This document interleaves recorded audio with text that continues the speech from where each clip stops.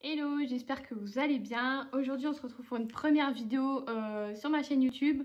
Vidéo un peu blabla je pense, beaucoup de blabla, j'espère qu'elle va pas être trop longue. J'explique aujourd'hui comment j'ai eu Calypso, pourquoi je l'ai acheté, tout ce qui s'est passé, voilà une petite vidéo qui nous présente. Donc voilà, c'est parti!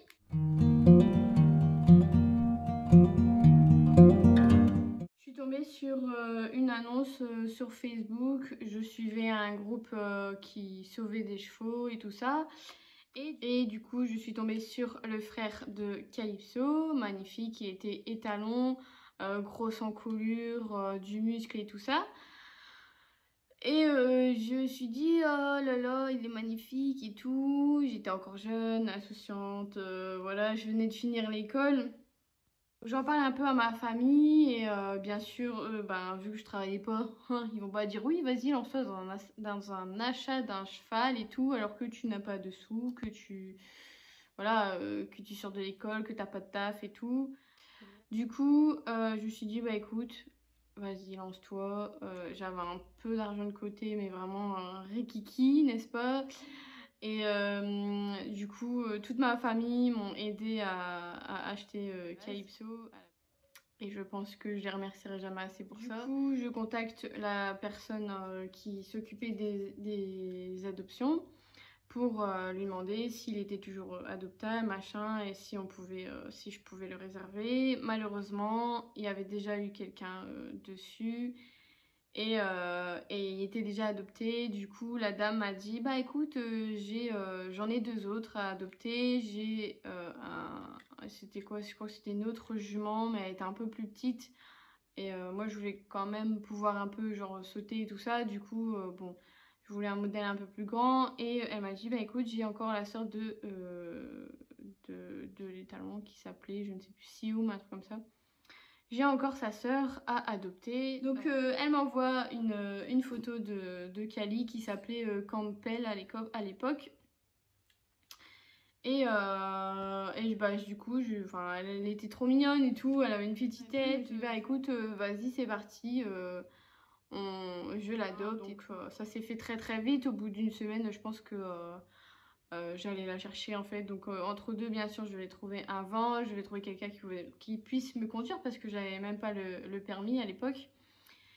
Et donc mon père est venu avec nous, j'ai trouvé un van à louer, heureusement pas trop cher. Du coup on part, elle était à 4 heures de route de chez moi, donc par un temps de brin, il pleuvait, il faisait froid et tout. Donc il y avait mon père, ma soeur, son copain et moi, et du coup nous voilà partis. À rouler à 90 sur l'autoroute parce qu'il y avait un vent de malade et que le vent il était à vide, donc ça tanguait un petit peu. On arrive donc dans un trou perdu au milieu de nulle part, dans une ferme, un truc énorme. Je crois que j'ai jamais vu une ferme aussi grande, même par ici. Enfin, j'habite à la campagne donc voilà, mais c'était un truc énorme. Et on arrive, il y avait plein de chiens, enfin c'était vraiment une image, je crois que je me souviendrai toute ma vie. Il y avait plein de chiens enchaînés et tout, des bébés qui couraient, des mères qui avaient des grosses tototes qui pendouillaient et tout, qui étaient enchaînées et tout. Enfin bref, je pense que c'était vraiment pour l'élevage, hein. Et à côté, un peu plus loin, il y avait une grande prairie avec des vaches et des chevaux. Donc les chevaux étaient élevés pour l'abattoir, donc c'était une grosse ferme que pour de l'élevage, hein. Que ce soit chiens, vaches, chevaux, ils avaient aussi des poules, enfin je sais plus quoi, enfin voilà, bref. Et du coup, on met la voiture avec le vent pour faire monter la jument. Un gros fermier et son fils qui arrivent avec des bâtons pour les faire avancer. Moi, je dois mettre mon licol. Elle est sur une jument qui a jamais rien vu de sa vie. Elle était terrorisée, forcément, parce qu'elle était dans un couloir avec des grandes barrières, un couloir, je sais plus trop comment ça s'appelle. Et donc, il dit, ouais, vas-y, mets le licol déjà à l'envers, parce que j'étais à droite alors que l'école se met à gauche. Avec mes jambes qui étaient comme ça parce que j'étais tellement stressée. Mais j'essaye de mettre mon licol tant bien que mal avec mes mains et mes jambes qui tremblaient. Ouais, je devais monter sur ces grandes barrières et tout pour mettre le licol. Bref, j'ai galéré, j'étais pas bien du tout. Donc on met le licol et on essaye de la faire monter dans le vent, bien sûr. Nous avons mis, je pense, 30 minutes, hein, parce qu'un cheval qui connaît rien du tout, elle était terrorisée. Et nous, on lui demande de monter dans le vent comme ça, qu'elle connaît pas. Enfin bref, ils essaient de la faire avancer avec des bâtons. Et moi, j'étais pas super enchantée. Ensuite, elle commence à rentrer dedans. Le mec fait pour fermer la porte du vent pour qu'elle rentre, sauf que son pied reste coincé dedans. Donc, je me souviendrai toujours que ma soeur a hurlé sur le mec en disant « Ah, ne fermez pas et tout ». Et le gars qui dit « Oui, oui, mais c'est pas grave ». Bah non, c'est pas grave, mais son pied, il y avait une grosse entaille dans son sabot, quoi. Donc, enfin, voilà. Du coup, on arrive à la monter tant bien que mal. On ferme, on paye et puis on se casse et la route du retour a été très très très longue. La jument, on s'est arrêté une fois pour mettre de l'essence, donc je suis descendue, j'ai regardé et la jument elle bougeait pas, quoi. Elle était terrorisée. Bah oui, il y a des chevaux sauvages qui connaissent rien à rien et tout. Et donc voilà, arrivé à la ferme où j'étais avant. Alors là, je pense que ça a été le plus gros et long moment de toute ma vie, je pense, parce que c'était, voilà, elle est sortie, déjà on a galéré à la sortir du vent. Et donc on l'a fait descendre du vent, je pense qu'on a mis au moins 10-15 minutes à la descendre parce qu'elle voulait pas. Ensuite, on arrive sur le parking et là, plus moyen de la faire bouger. De quelque façon que ce soit, donc je voulais d'abord la mettre dans la carrière, mais il fallait faire vraiment le tour de la ferme pour arriver dans la carrière, mais elle voulait pas bouger du tout, donc on s'est dit on va la mettre dans le box, dans un box tout près, mais elle connaissait rien, elle connaissait pas le box parce qu'elle a toujours été dehors, donc impossible de la faire entrer dans le box. Donc on a d'abord essayé les moyens un peu doux, la tirer, lui parler, voilà, essayer de la bouffer et tout, ça fonctionnait pas et du coup bah, après on a essayé un peu la manière forte, un peu plus, donc on l'a tiré avec des sangles, donc on a mis des sangles à son cul et puis on a tiré et on l'a fait aller, enfin faut y aller maintenant et tout.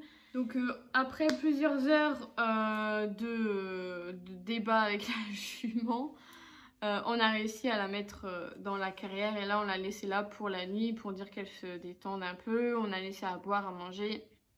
Moi je suis restée un petit moment avec elle du soir même, le temps que mon père reconduise le vent à la personne et tout ça.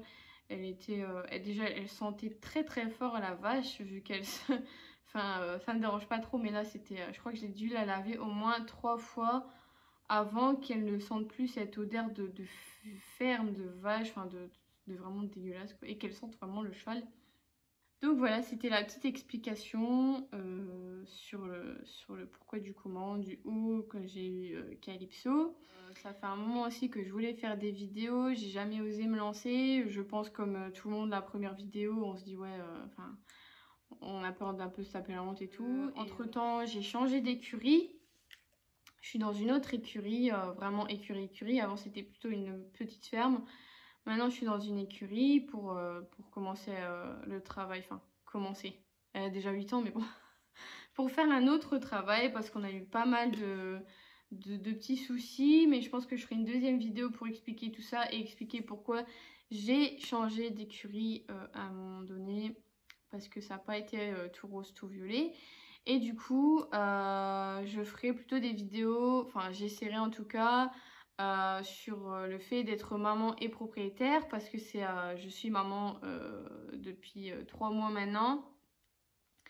Et c'est très compliqué, très compliqué de gérer le cheval et le bébé. J'aimerais bien essayer un petit peu de vous montrer, peut-être de donner des astuces et tout ça en tant que maman et propriétaire. N'hésitez pas à m'envoyer des messages ou à mettre en commentaire si vous avez des idées de vidéos ou des idées de conseils ou des choses comme ça pour que je me lance et que je fasse encore plus en plus de vidéos. J'ai une commande qui devrait arriver bientôt et du coup je ferai aussi une vidéo là-dessus. C'est une commande spéciale poney, ça fait un moment que je l'attends. Peut-être si vous avez des marques que je peux essayer ou des choses comme ça que je peux commander, n'hésitez pas. Donc c'est ici que je vous laisse. Jusqu'à la prochaine vidéo. Prenez soin de vous et vos poilus. Salut!